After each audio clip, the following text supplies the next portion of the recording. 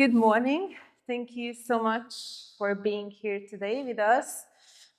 You could be at many other places, but you choose to be here today, which is really cool, I think. And I think you should give yourself more credit. You're building technologies, communities that can tremendously impact humanity, society, and I think that's really, really cool. We are building technologies that are not necessarily the easiest, the most trendy, the most popular things, but it can create a lot of value and impact. So I think it's really important to remember this, no matter what. I also wanted to say thank you for all the contributors, the volunteers, everyone who helped to make today happen. If you've been participating at Berlin Blockchain Week in the past, you probably know that there are a lot of, usually there is like a flagship event around Ethereum, the ETH Berlin Hackathon or Protocol Berg Conference and other events. But the organizers this year had some other important commitments, which you will actually hear more about at later talks today. So some of us thought that it would be still nice to organize something around Ethereum. But initially, we were just thinking about like an extended meetup setup or like a longer meetup. And then Chris from the Futura Camp team offered us to host us here actually at Funkhaus. So this meetup idea kind of expanded to this whole Berlin Ethereum Day. So thank you so much, Chris, for hosting us here today. And again, thank you so much for everything who contributed. If you probably noticed that this is like a very grassroots event. We don't have many add-ons. It's really just focusing on the content, on the community, on the connections. And it's only possible because of all the contributors who are helping us today. So thank you so much again. Quick run through of the agenda. I had a slide on the agenda, but so you can find the schedule on the website. It's just berlinethereumday.com. But roughly, this is how the day is going to look like. We're going to have some sessions until about 1:15. Then we will have a quick lunch break. And at 2 p.m., we will continue the sessions. Make sure you will be back after lunch. I know it's a short time. There will be some food served downstairs at the bar. There will be also food served down by the river at the boat, I believe ceviche. There will be a barbecue station set up, and there are also some food, like small restaurants at Funkhaus, a little bit further back where you were coming from. So there are multiple options for food. And yeah, make sure you will be back. We will continue the afternoon with Eniko from the Ethereum Foundation, who will be talking about hash-based signatures and future-proofing Ethereum. So make sure you come back in time. And then the afternoon, we'll be focusing more on ecosystem-related talks. So I already shared that we are building things that are very impactful and very important for society.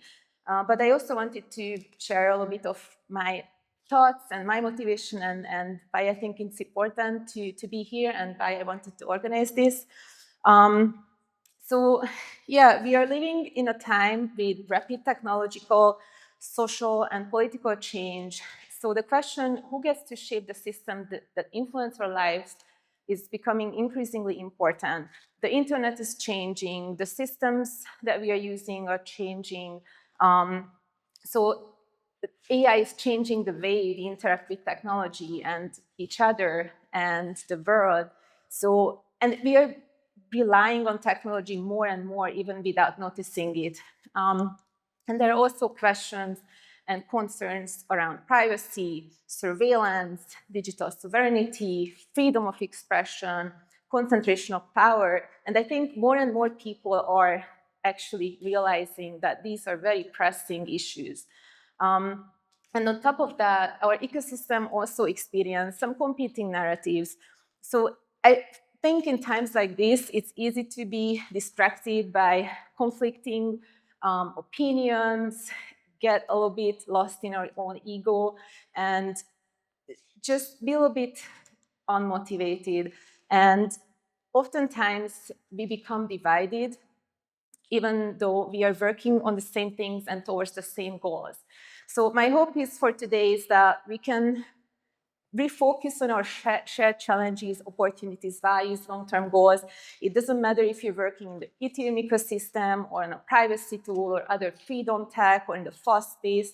We are all working towards the same goals. And in the end of the day, we all care about freedom, open access and censorship resistance, open source and free software and public digital infrastructure, privacy, security, and in the end of the day, creating systems that empower people instead of controlling them.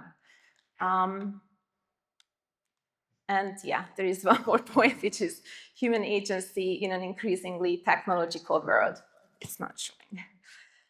Okay, but we cannot just be hopeful. We cannot just be optimistic about this. There are a lot of other things that we need, especially in times like this. So we need imagination, the ability to envision alternative futures and systems that doesn't exist yet, or maybe they are not the mainstream way of doing things.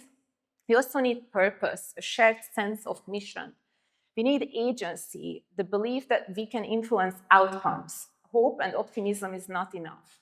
We also need conviction, the belief grounded in action and evidence. And we need determination, the willingness to keep building despite challenges, and resolve and stay calm in challenging times and focus on our long-term goals. We also need to be confident in our collective ability to act together. We also need ambition, which is a proactive desire to build something better. We have to be responsible and recognize that the future depends on our actions. We also need commitment, which is a long-term dedication rather than just short-term optimism or hypes. And we also need stewardship, which is, again, responsibility for protecting and improving the digital commons. So yeah, my advice to you is to stay curious, to stay open-minded, stay critical, but stay united, because we can only do this together. Ethereum is just one piece of the puzzle. We need a lot of other institutions, aligned communities, organizations, technologies to build a more open future. And we cannot do this alone. And in the end of the day, you don't have to be perfect. You just have to be brave. You can make mistakes. You can change your mind. But it's really important to stand up for your values and stand up for the things that really matters to you, because ultimately the freedom, our human rights, they won't protect themselves. We have to stand up for them, and we have to protect them, and we have to share about these things, because otherwise it's just going to be eroded. Yeah, and with that, I will pass it on to Martin. Martin's been here in Berlin for longer than I am. He's been involved in many events, community initiatives here in Berlin. So he will share a little bit about the history of the events here in Berlin, the Berlin Blockchain Week. But yeah, I will be also around today. Feel free to come by and just say hi or chat. And yeah, have a good day. Thank you.